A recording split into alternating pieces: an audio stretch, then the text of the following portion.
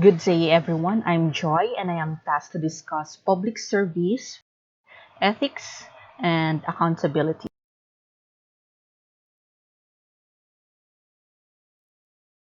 I will also discuss the code of conduct and ethical standards for public officials and employees, and the role of its oversight institution.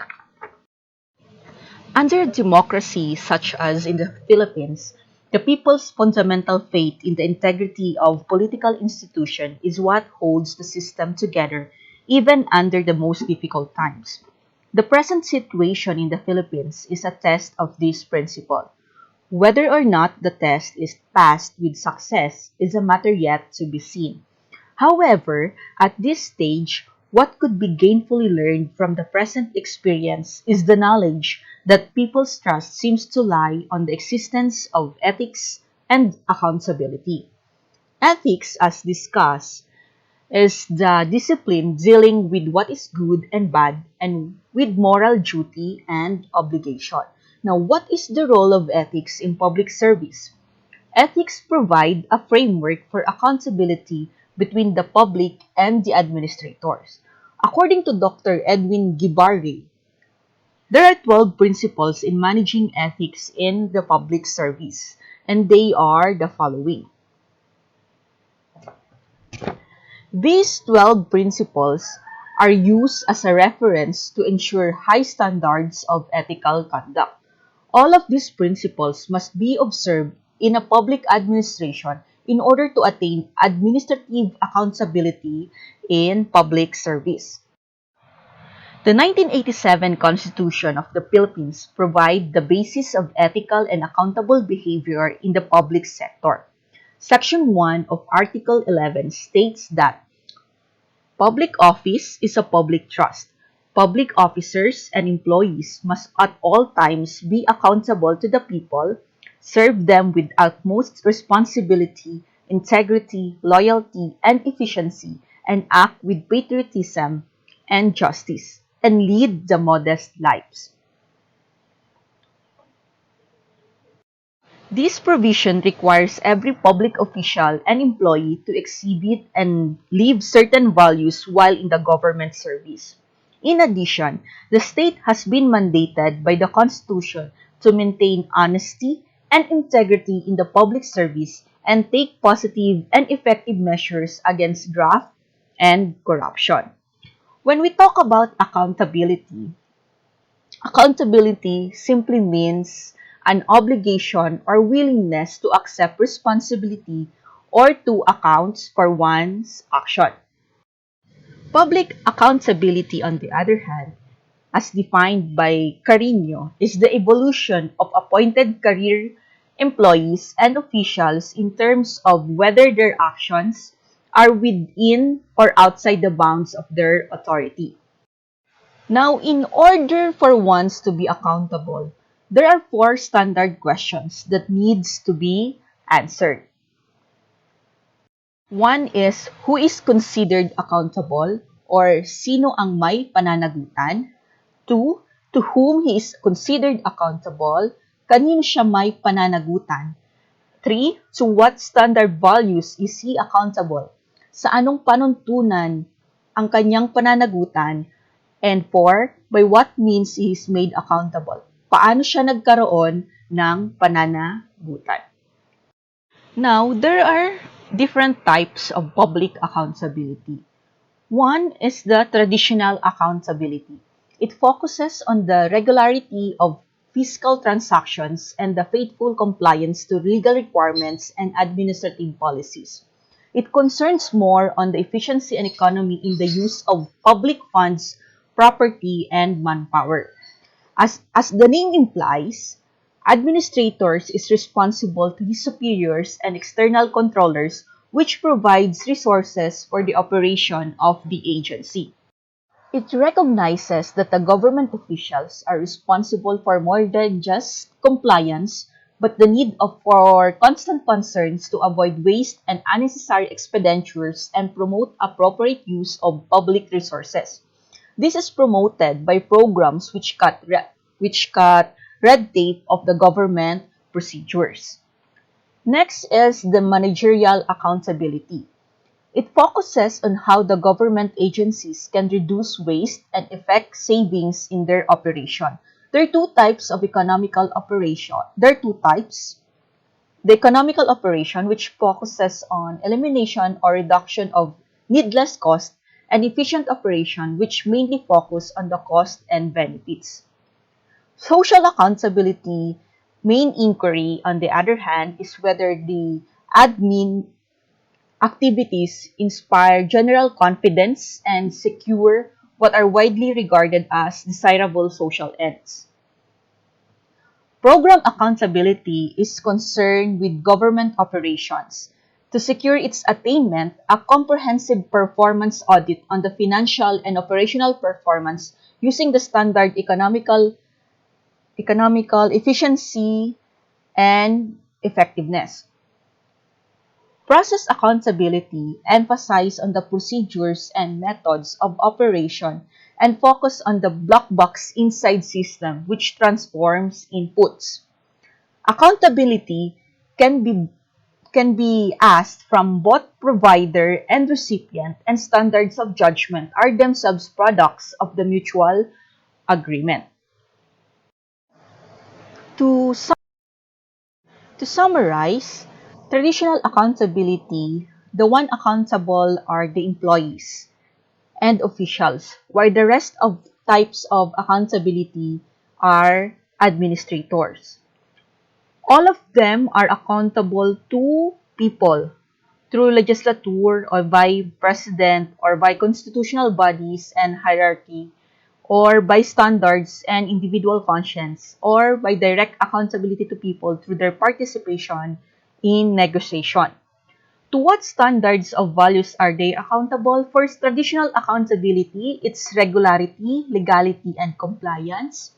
Managerial accountability, it's economy and efficiency. And program accountability, economy, efficiency, and effectiveness. And process accountability, the three E's plus decentralization and participation. In 1989, the Philippine Legislature passed Republic Act No. 6713, a law embodying the Code of Conduct and Ethical Standards for Public Officials and Employees. The code spells out in fine detail the do's and don'ts for the government officials and employees in and out of the workplace. These do's and don'ts are encapsulated in the 8 norms of conduct to be observed by all government officials and employees. Here are the salient features of the code. Salient features includes the 8 norms of conduct, duties of public officials and employees, prohibited acts and transactions, statements and disclosure, and penalties. Section 3 of the code states that public officials is defined as those elective and appointive officials and employees, permanent or temporary, whether in the career or non-career service, including military and police personnel, whether or not they receive compensation regardless of the amount. Section 3 of the code states the 8 norms of conduct of public officials. Every public official and employee shall observe the following as standards of personal conduct in the discharge and execution of official duties. One is the commitment to public interest. Public officials and employees shall always uphold the public interest over and above personal interest. Two is professionalism. Public officials and employees shall perform and discharge their duties with the highest degree of excellence, professionalism, intelligence, and skills. 3. Justness and sincerity. Public officials and employees shall remain true to the people at all times. They must act with justness and sincerity and shall not discriminate against anyone, especially the poor and the underprivileged. Number 4, political neutrality. Public officials and employees shall provide service to everyone without unfair discrimination and regardless of party affiliation or preference. Number 5, responsiveness to the public means public officials and employees shall extend prompt, courteous, and adequate service to the public. Number 6, nationalism and patriotism. Public officials and employees shall at all times be loyal to the Republic and to the Filipino people. They shall endeavor to maintain and defend Philippine sovereignty against foreign intrusion. 7. Commitment to democracy. Public officials and employees shall commit themselves to the democratic way of life and values, maintain the principle of public accountability, and manifest by deeds the supremacy of civilian authority over the military. And last but not the least, simple living. Public officials and employees and their families shall lead modest lives appropriate to their position and income. Section 5 of the Code states the duties of public officials and employees. In the performance of their duties, all public officials and employees are under obligation to act immediately on public's personal transactions, process documents and papers expeditiously, submit annual performance reports, act promptly on the letters and requests, and make documents accessible to the public. In addition with this, a system of incentives and rewards are being provided to motivate and inspire the public and servants to uphold the high standards of ethics. The code also states the prohibited acts and transactions of any public official and employee which are declared to be unlawful. One is the personal, financial, and material interest or conflict of interest of public officials and employees. It shall not directly have any financial or material interest in any transaction requiring the approval of their office. Next is the outside employment and other activities related thereto. Public officials and employees during their incumbency shall not own, control, manage, or accept employment as officer, employee, consultant, counsel, broker, agent, trustee, or nominee in any private enterprise. He or she should not engage in the private practice of their profession unless authorized by the Constitution or law, and recommend any person to any position in the private enterprise which has a regular or pending official transaction in their office. Next is the disclosure and or misuse of confidential information.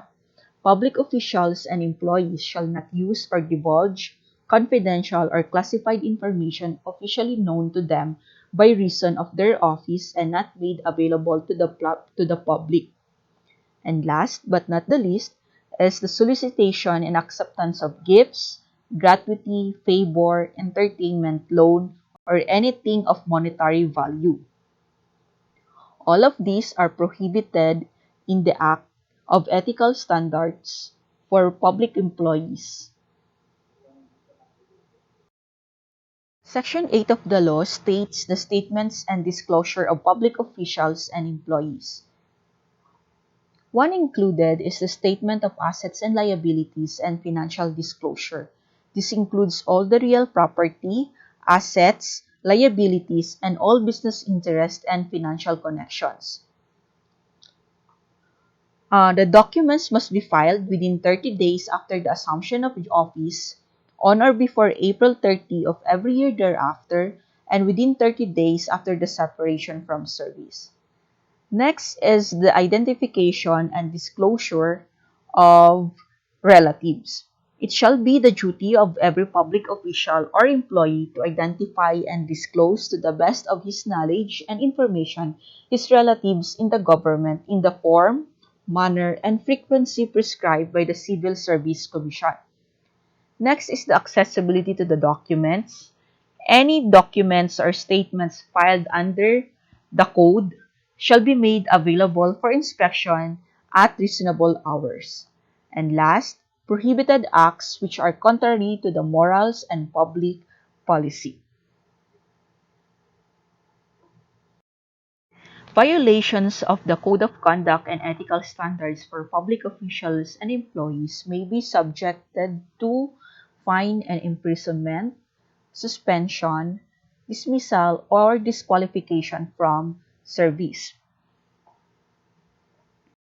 The code likewise introduced some reforms in the administrative system, like giving heads of agencies the responsibility of ensuring there is a value development program for their employees, continuing studies on work systems and procedures, with the end in view of improving the delivery of public services, and mandating the designation of a resident ombudsman in every department, office, and agency.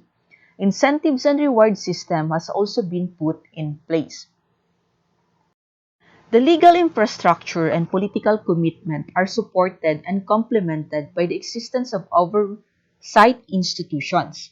The creation of the oversight institution that deal with issues of ethics, accountability, graft, and corruption are mandated by the Constitution.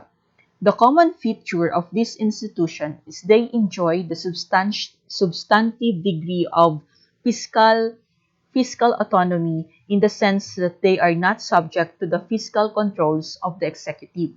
The budget is directly released to this institution, and the heads are authorized to realign savings from their budget.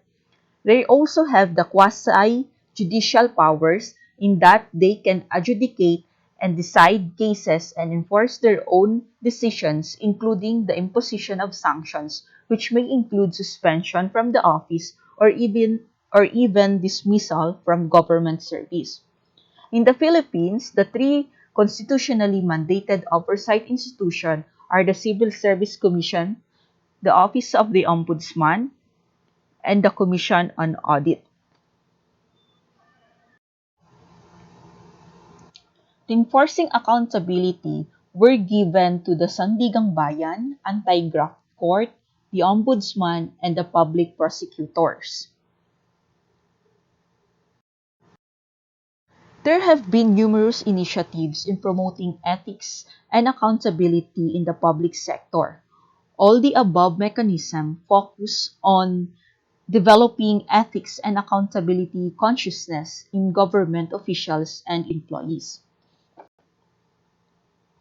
In the end, the issues of ethics and accountability pose a continuing challenge to the Philippine government. The mechanisms and infrastructure that have been put in this place may not yet be the best or ideal in the sense that ethical and accountable behavior in the public sector is still much to be desired in the Philippines. But there is so much hope to hold and believe that there will be many opportunities to lead and change for the best.